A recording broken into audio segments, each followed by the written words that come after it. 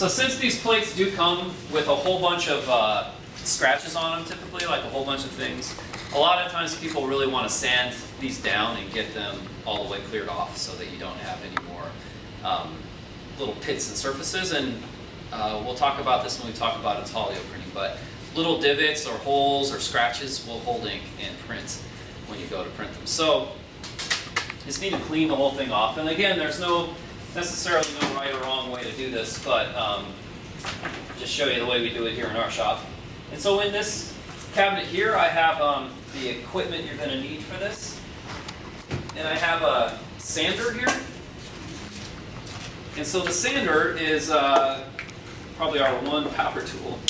And you shouldn't be able to hurt yourself with this, although I suppose anything is possible. So, and the sander basically works by taking a piece of sandpaper like this. And the sandpaper comes in all these different grits, right? And so what sandpaper is basically a piece of paper with glue that rocks have been sprinkled upon. Does that make sense? Like, I'm sure early cave people made sandpaper that way or something. So, and so the different grits are how fine or sort of chunky that rock that they sprinkle on there is. And so a 180 sandpaper is pretty chunky. It'll grind a lot of surface. So if I hit this plate with a 180 sandpaper right now, it's going to rough up the whole surface and really like put a lot of tooth on it. And that can be good because if I'm trying to get rid of scratches and stuff, I probably want to start with like 180 sandpaper or something like that and grind the heck out of it and just really try and flatten all those scratches out. And then I work my way back from 180 to say 220, and I'll hit it really good with a 220 sandpaper, and that will take off that extra thick grit and make it a little bit sort of finer. And then I'll probably go from a 220 to a 400, and the 400 is finer, and that's going to polish it up more. And then the last stage would be I would hit it with a 600 sandpaper. And the 600 sandpaper kind of makes it like smooth, like glass or like a mirror or whatever.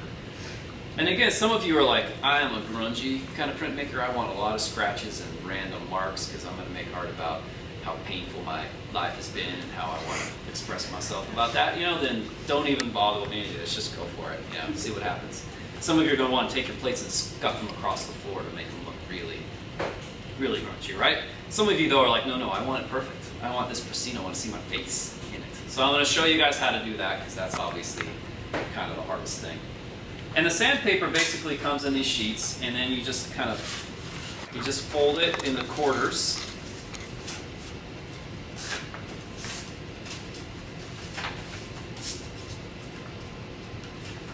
So you can tear the sandpaper like this, and then it just goes into the sander. There are these little like kind of clamps, and you just put the sandpaper in there, clamp one end of it, fold it over and around, plug it into the other one.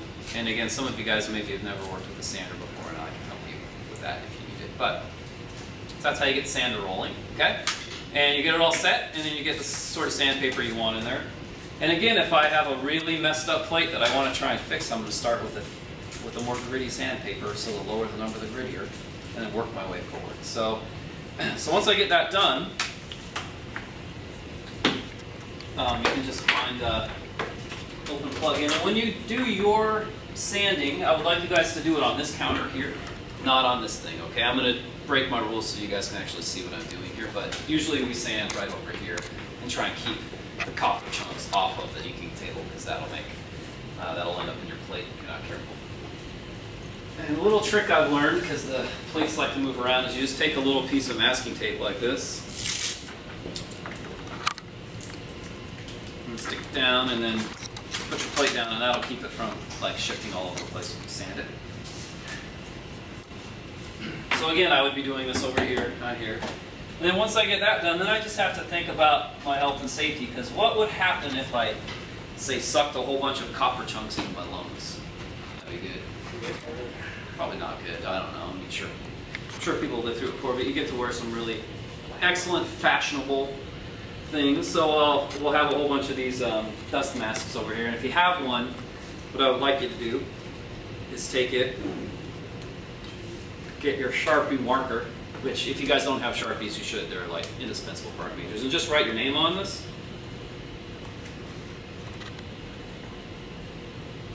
and then just keep it in your drawer or in your locker, so that way I don't have to buy one of these every time somebody decides to sand it, right? So, and if you guys have fancy ones or a respirator or anything exciting like that, feel free to bring that in and you can just keep it and use it. But all we just need to do is keep the particles from going into your lungs, basically. And then I have a water over here. And what I like to do with this to keep, again, the particles from floating around too much. Can you guys hear me okay through this? Is I just like to spritz the plate with water. And this is a wet, dry sandpaper that's set up for metal, basically. So you just turn it on and then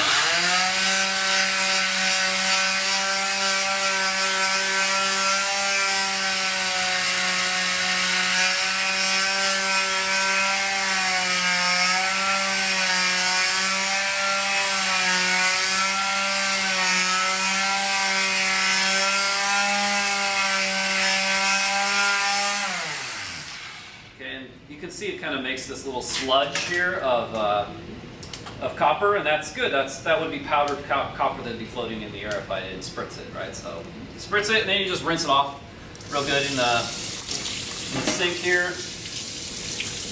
And you'll see kind of a pattern that's put on the plate from the sander. I don't know if you guys will be able to see this quite yet or not, but you know, and that's what'll happen is if I just leave it like this, when I go to put ink on it, it'll have a little bit of a tooth to it where the ink will stick.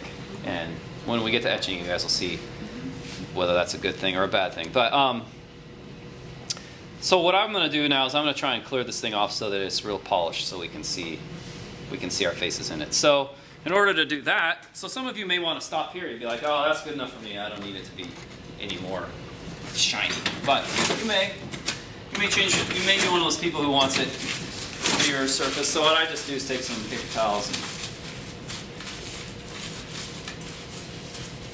try and get as much of the water off as I can. And I'm rushing a little bit here, obviously, because of the demo, but you guys can just let it dry. And then we have a couple of different kind of pieces of, you know, stuff you guys can use. And if anybody here have silver they've polished in their lives? Oh, yes. No, yes, only my non-traditional students over there. Most of us like didn't get china for our weddings, and we didn't get, you know, silver from our grandparents or whatever. But this is basically you're polishing the family silver now. So there's two different things: the Putz pomade, which sounds like that thing from Dapper Dan, you know, from Oh Brother Where Art Thou? You guys seen that movie before? Where he puts the hair gel. You guys should see that movie. Yeah. It's awesome. So it's like that, but it's not. So Putz pomade is basically like a fine grit suspended in some sort of a crazy binder. I don't know what it is, wax or something. And so what you can do here is you can take a little bit of that out of this can and then just put it on the plate. And this basically is like just a real fine abrasive that will shine up the plate. So we're basically sanding it even further and removing even more of our tooth. And the more pressure you use and the longer you do this, the more it's going to shine up, right? Makes sense. So, and like all things in printmaking, it involves elbow grease and a lot of work. So if you really, really want it perfect, it's just going to take a long time. You're going to have to kind of work at it for quite a while. So I'm just going to keep going like this, and then I'll just take a clean part of my rag and I'll just wipe it off. See how it looks. And I just did half of it to show you guys the difference. So in order to clean this off, you can basically use like some ammonia or alcohol if you want. And just, that'll remove what's left of that putz off there.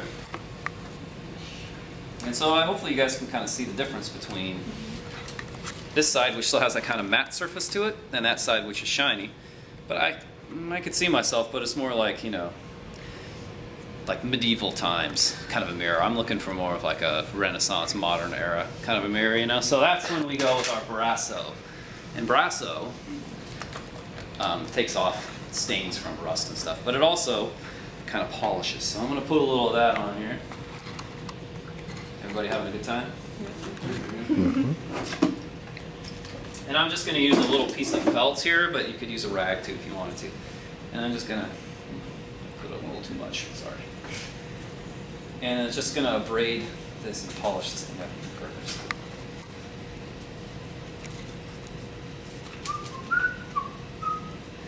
Pretty exciting. But now you'll know how to polish silver should you ever get a job as like, you know, a servant or something in a rich household. So the way the economy's going, that's pretty much what we're all going to end up doing at some point anyway. So.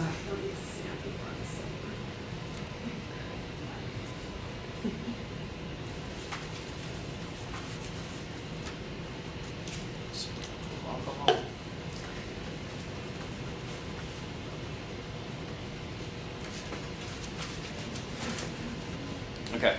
Oh yeah, I can see I can almost see how long my eyebrows are getting. Just a little scary. So, anyway, so there you go. So you kind of have 3 levels. You have just sanded, putz pomaded, and then polished to a fine polish. And if you guys look at this later, you'll see these little tiny marks from the sander, like because it kind of leaves a little spirally pattern, you know, because the sander's just kind of vibrating around. That may or may not be good. That may or may not be something you want. So you'll have to just kind of figure this out as you go. But, you know, it's totally possible to shine this thing all the way so that, you know, it looks like a copper-colored mirror and it's perfect. So what you guys need to do for next week, for Monday, think about what you're going to make your monotype of. So think of an image. It could be almost anything, or it could be anything really, I guess. No restrictions on what you make a picture of. So think about that, and then get your plates, sort of file the edges and sand or polish them as you see fit so that they're all set up and ready for you. And on Monday, I'll show you how to do monotypes and get you guys rolling on that. So, sound okay to everybody? Mm-hmm. You got that?